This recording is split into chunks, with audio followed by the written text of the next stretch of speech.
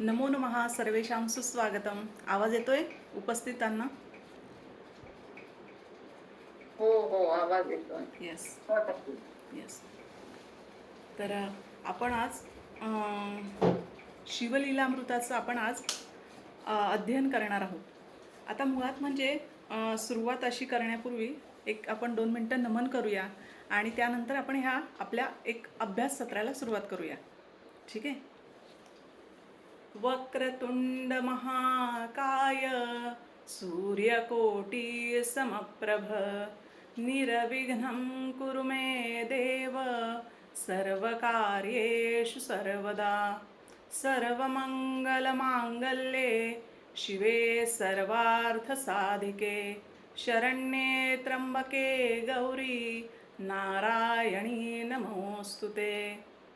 गुरुर्ब्रह्मा गुरुर्विष्णू गुरुर्देवो महेश्वरा गुरु साक्षात परब्रह्म तस्मै श्री गुरुवे नमः. नमस्ते शारदे देवी सरस्वती मतिप्रदे वसत्वं मम जिह्वाग्रे सर्वविद्याप्रदा भवा.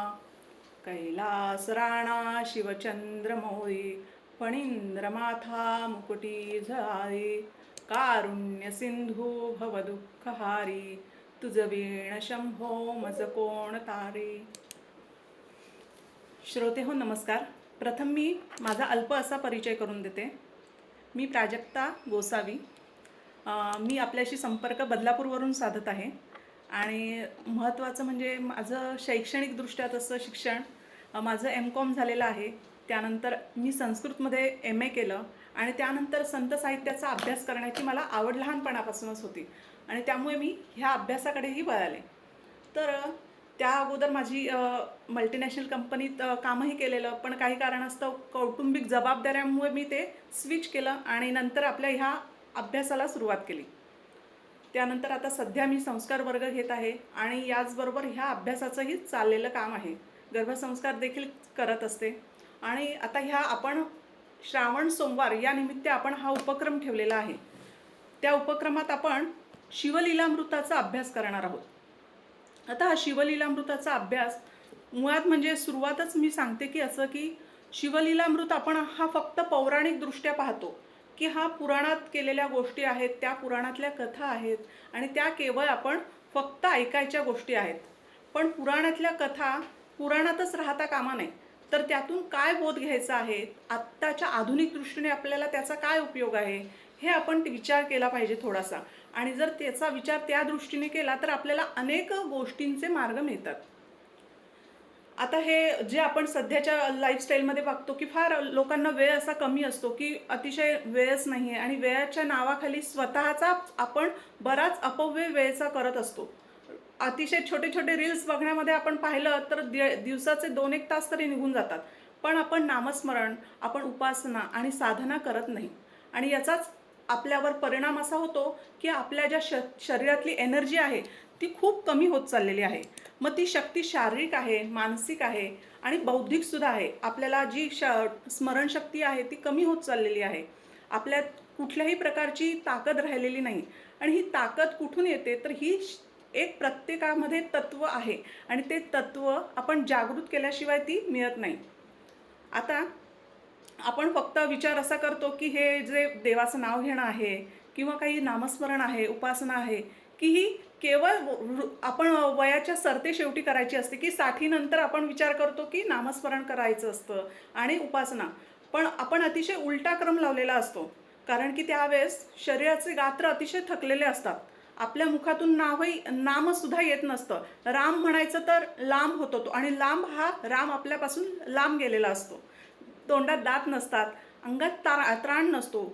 शेवटी उपासना करा किंवा अजून काही करा तर शरीरामध्ये आपल्याला शक्तीही महत्त्वाची असते आणि ही शक्ती कशी मिळते तर आपल्याला ही उपासनेतून मिळते. आता ही उपासना आपल्याला कशा प्रकारे करायची आहे तर त्याचा वैचारिक दृष्टिकोनातून अभ्यास करून आपण करायची आहे.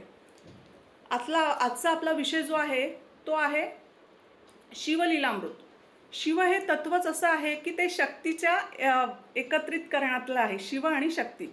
आणि हे शिवतत्व आपल्याला प्रचंड ऊर्जा देत असतं. श्रावणी सोमवार चालू आहे आज, आनंदाचं म्हणजे नागपंचमीसुद्धा आहे.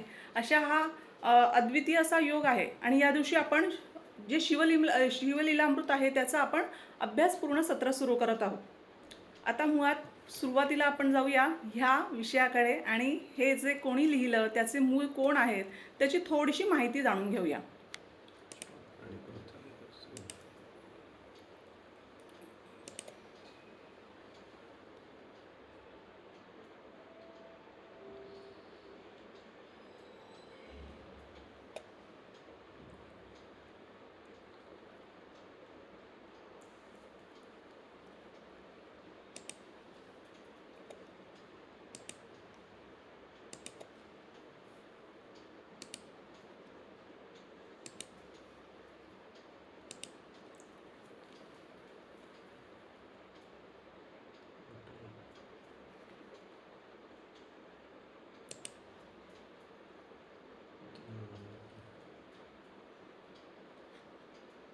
मोठं केलं की जातं. मोठं आणि मग स्क्रीन शेअर. ठीक आहे, राहू दे नॉर्मल.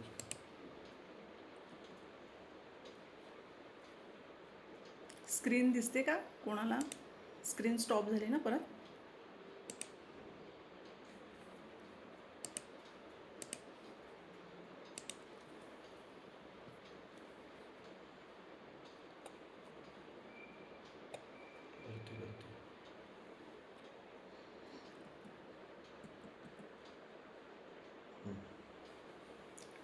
आता हा जो ग्रंथ आहे, हा ग्रंथ आहे शिवलीलामृत ग्रंथ.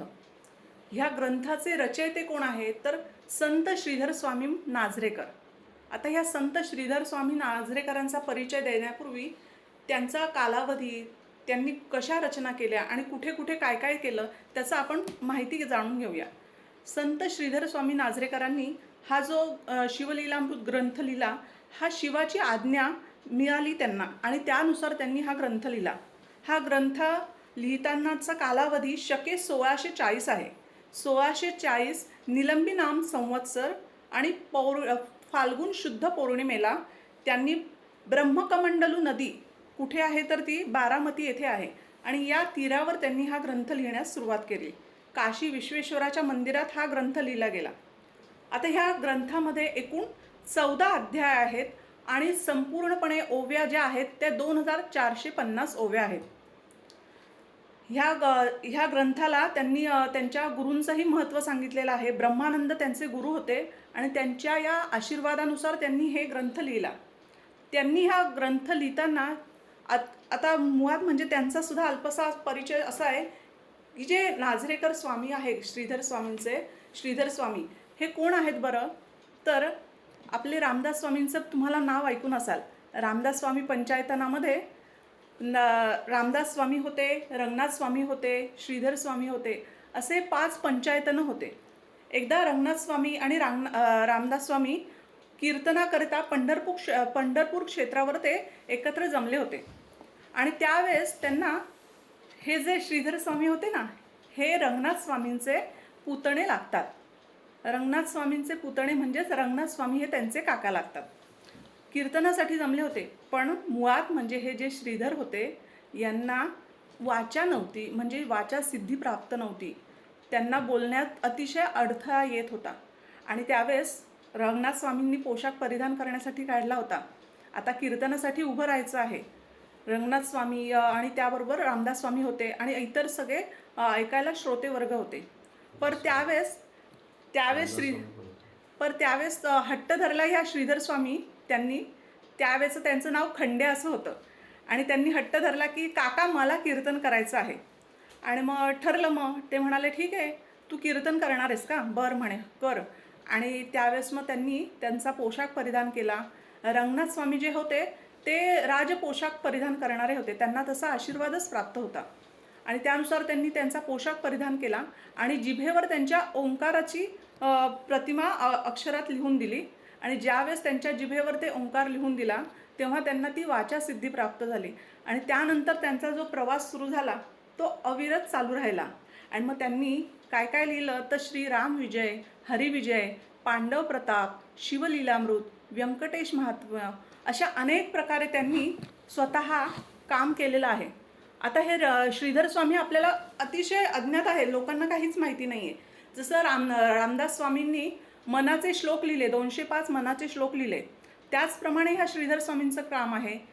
जसं आपले ज्ञानेश्वर महाराज जे आहेत, ज्ञानेश्वर महाराजांनी भगवद्गीतेचे 700 श्लोक जरी ते सोपे असले पण ते संस्कृतमध्ये होते, पण मग त्या संस्कृत श्लोकांना प्राकृत भाषेत म्हणजेच ज्ञानेश्वरीत त्यांनी रूपांतरित केलं. ज्ञानेश्वरी कठीण जाते म्हणून त्यांनी जसं हरिपाठ केला त्याचप्रमाणे प्राकृत भाषेत श्रीधर स्वामींनी आपला जो ग्रंथ आहे की शिवाची जी लीला आहेत या शिवाच्या लीला प्राकृत भाषेत वर्णन केलेलं आहे. आता ह्या शिवलीलामृत कधी करायचं, वाचन करायचं तर ते श्रावणातल्या सोमवारी करावं किंवा शिवरात्रीला करावं किंवा प्रदोषाला करावं, असं याचं महात्म्य आहे. आता याच्यामध्ये आपल्याला पहिला आपण जाऊया आपल्या अध्यायाकडे. पहिला अध्याय आहे तो शिवमंत्राचा आहे. आता शिवमंत्राचा अध्याय आपण सुरू करताना शिवाची जी कथा काय आलेली आहे सुंदर अशी, त्याचं आपण इथे पाहणार आहोत.